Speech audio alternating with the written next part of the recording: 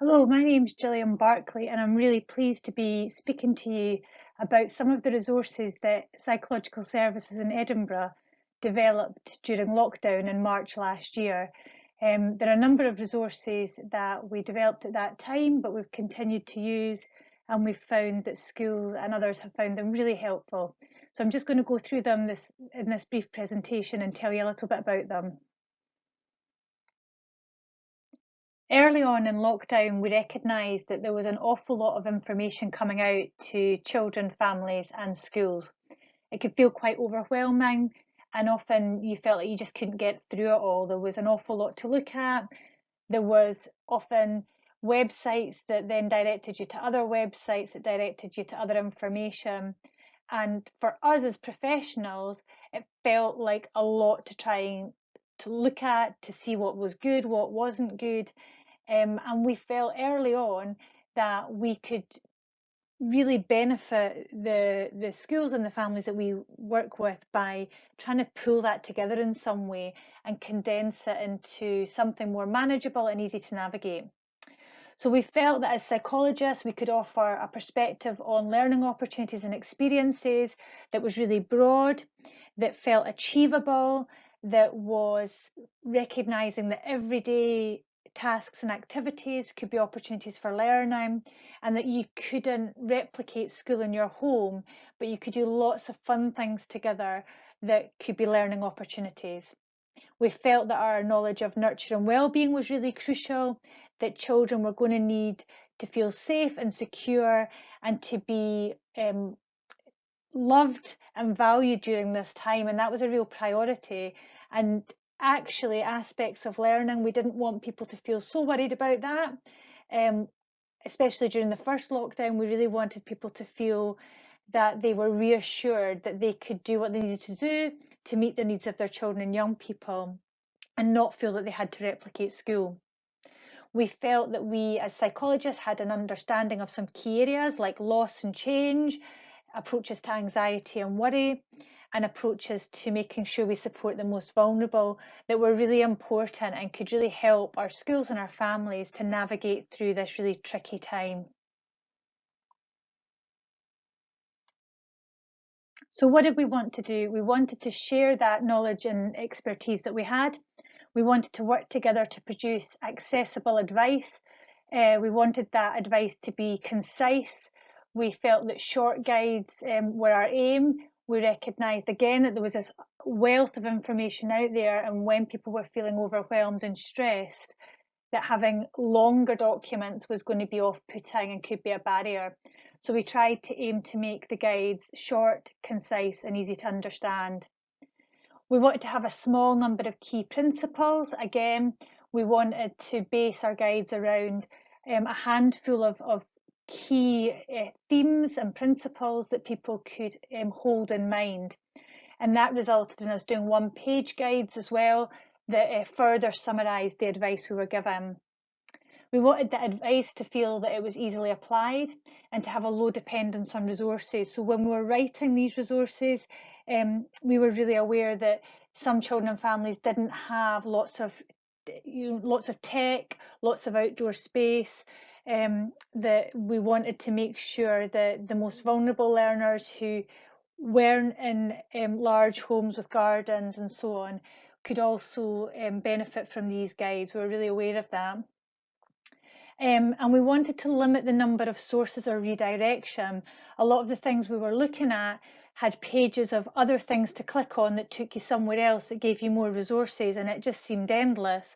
So we really tried to limit the number of links that we directed to, but to pick them carefully. And again, that was so that it didn't feel overwhelming, but felt manageable and contained.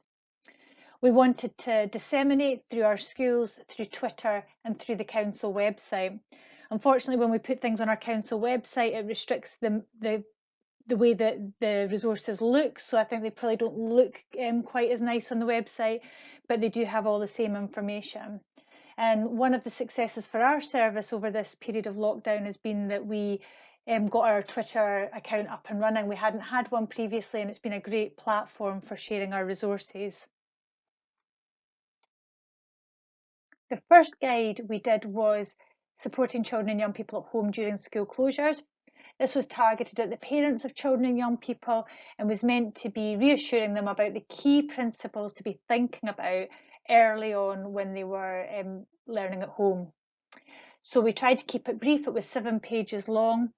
And even within that, we tried to break it up with boxes and some visuals and keep a tips format to make it feel easy to engage with and not too overwhelming. And like I said earlier, we tried to make sure there wasn't too many links to other places.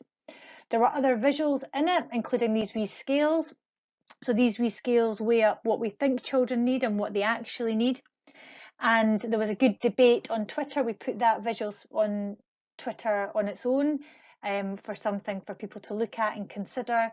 And as a result of some of the feedback on Twitter, we ended up shifting the balance a little bit more in the direction of what children actually need. So that was really interesting to see that conversation emerge out of Twitter. So that was the first resource for learning at home. Once we'd written the first guide, we recognised that a one-page visual could be really helpful in reminding people of the content. So we'd based the guide around these 6 key principles, and we felt that a couple of bullet points with each of the principles might be a really helpful reminder for families. So we did these one-page visuals. These went down really well. These were much easier to put on Twitter. So these are the ones that we put the one-page visuals on Twitter, and we tended to disseminate the more detailed guides through our schools. So this is the Learning at Home one-page guide. And like I say, this went down really well on Twitter.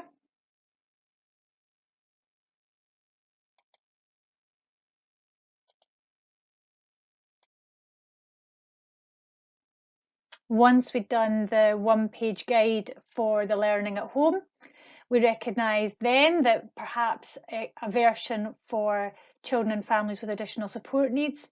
So we're aware that not only our children have additional support needs, but many of the parents have additional support needs, and that might have an impact on their literacy and their ability to process even the kind of condensed information that was in the 7-page guide. So we put together this visual version of supporting children and young people with additional support needs at home during school closures. And there was a version of this that is more detailed as well, but this one's interesting because obviously the format's very different to the first Learning at Home guide. Next, we wanted to make a version of Learning at Home for young people. So we knew that many of our young people would be wanting advice themselves, and we decided to do a version for them. So this is just a wee extract from our young people's guide.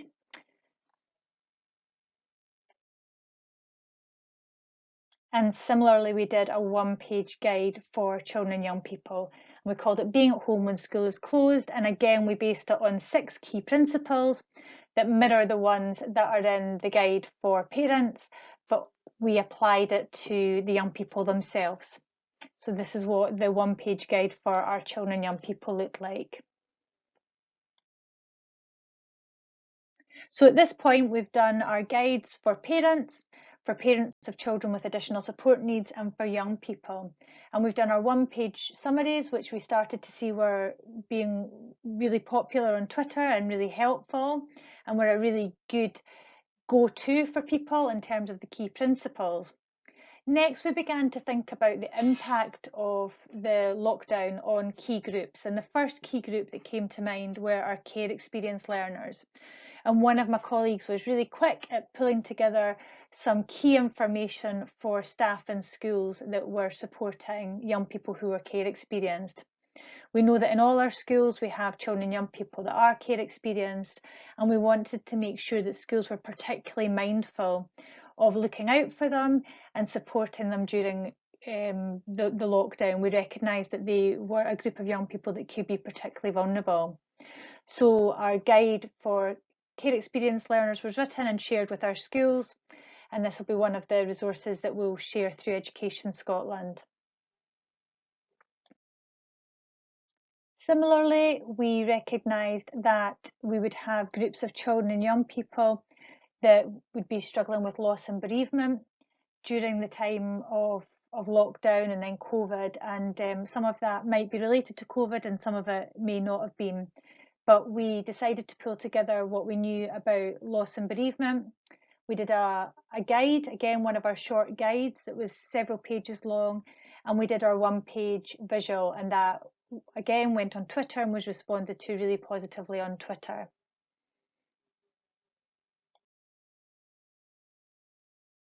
As the return to school approached, we began to think about the difficulties that some of our children and young people might have as they prepared to go back to school. We knew in Edinburgh that we already had groups of young people that were what we might call anxious non-attenders or emotionally based school refusers. And we had, over a number of years, written some guidance for schools, for parents, and a couple of resources for young people in relation to anxiety related to school. So we had this guidance that we had already done in partnership with CAMS, Barnardo's, Edinburgh University and some of our other council colleagues, additional support for learning service that we have in Edinburgh and the Education Welfare Service. So we already had these great resources that outlined some key principles. So we took the resources and we did an adapted version for returning to school after COVID and supporting anxiety and worry. So we made it COVID specific. We also, because we'd seen how popular these one-page visuals were, we did a one-page tips resource, and we did even the main guide for this is fairly short. It's 3 pages of content, and you can see some of the examples there. And there's a small amount of signposting to resources in relation to anxiety within it. So that was the guide, and I'll show you the one-page summary. You'll see this one-page summary is one of our busier ones, so it was quite hard to cram the information into one page, but we did want to try. And again, we based it around just a small number of key principles, which you see there. So there's 5 principles in one box, which has a couple of extra resources there. So that was the one-page anxiety visual, and again, we did this with CAMS. This was a new bit of the resource, and we shared it on our Twitter, and it went down really well there. So we're nearly there. I'm just going to speak about our last and most recent resource. So we did most of these resources during the first period of lockdown, the first few weeks really. The anxiety resource we did during the summer holidays as we prepared for our children to return to school. And this last one we've just done in the last week really, and it's called Learning in Different Places. So we were hearing from a number of different angles that obviously a concern for parents was that some parents were preparing for one child to go back to school, whilst another child would be home learning. So there was going to potentially be this scenario where families were doing different things because of the age and stage of their children. So we called this resource Learning in Different Places. This one is just a one-page resource because the turnaround was fairly tight in terms of getting something out that would be helpful. And you'll see that again, we've built it around 6 key principles, and we've put some tips there in each of the principles. And if you are interested in this one, it'll be very easy to find on our Twitter page just now because it is very recent. And again, it's had really positive feedback on Twitter. So that's been really great that we've been able to use this sort of model of the one-page tips sheets and turn it around really quickly to provide something helpful for quite a unique situation that we find ourselves in just now. So we have found the response to the resources has been really positive, and I've just tried to put a few points here about what we think the positives have been. So the guides were really helpful to us as a service. They helped us to have shared principles and give consistent messaging when we were supporting children, families and schools. So although I think we would have all hopefully said similar things, pulling together our key principles into a short guide helped us to feel that we had a really clear message to give out, and also a really clear point of reference when we were speaking to children, families and schools, and also something really helpful that we could send out to them. The guides were really well received by others, including our schools. They valued the clear guidance that was in the resources, and they valued that they were produced early on in the pandemic. We did really work hard to try and get them out there really quickly. The responses on Twitter, as I said, have been really positive, and in particular the one-page summaries have had high levels of sharing. The one-page summaries are really the only thing we could share on Twitter because the guides are a little bit big, but the guides are on our website. And like I said, the only downside to that is that the content needs to be specifically reorganized for our website, and it maybe doesn't look quite as attractive. But all the content's there, and it sits within other advice on Edinburgh's websites around about COVID, and again it provides really clear messaging. But we also have the more attractive guides that we were able to disseminate through our schools. I'm really aware that we've not done a formal evaluation of our resources, which would have been nice if we had, that I could speak to that. And it's been good to reflect on our resources, because it perhaps is something that we need to do, and it would have been good if we'd have done it in advance of this. But what we have done is we have kept track of some of the feedback that we've had informally and anecdotally. And this is some of the responses, a sample of the responses from Twitter that we've had. And you'll see that there's lots of things saying just that people have really valued the advice and strategies. Some of these tweets are from colleagues in schools, some are from colleagues in other services in Scotland, and some of them are from our third sector partners in Edinburgh. And there's a few who we don't necessarily know who they are. They could be parents. They're not coming under the umbrella of an organisation when they're tweeting. So we've had a really varied sort of response through Twitter, but it's been overwhelmingly positive. And our most recent resource has been tweeted a lot and has been really welcomed. So lastly, I'm just going to give you a few more quotes. These are ones from our schools, and these are about both the one-page guides but also the more detailed guides, so that I felt it was helpful to share these ones as well. These are just a few examples of when people have emailed back to say these have been really helpful. We know we had lots of other feedback at the time.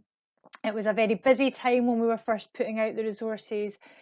Probably again we could have done better at pulling that together and keeping all the feedback we were getting. But so far it's always been really positive in terms of the feedback we've had, and we've found the resources to be really helpful for our service, really helpful in terms of the clarity of the messages we're giving, and really helpful in terms of something that we can be signposting our schools and families to. So I really hope that this has been helpful, hearing a little bit about the resources we've developed. We're really happy to share them, and we hope that you might find some or all of them helpful in your own work. So thank you for giving me this opportunity today. Thank you.